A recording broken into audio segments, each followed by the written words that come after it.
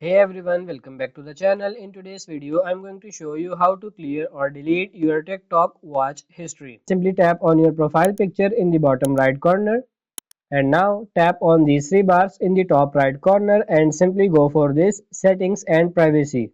Now here you have to scroll down until you see this option here, activity center. Just simply tap on it and you can see this option here, watch history. Just simply tap on it and here you will see all your watch history you have ever watched on TikTok. Now you can tap on this select and select the free entries you might want to delete. Let's say if you want to delete some of these, you can manually select this and then tap on this delete, confirm it, and these videos will be deleted. And now if you want to delete all these videos, what you have to do is you have to tap on this select. Just simply tap on this select all watch history and tap on this delete, confirm, and as you can see now you have no watch history available. All the watch history is deleted.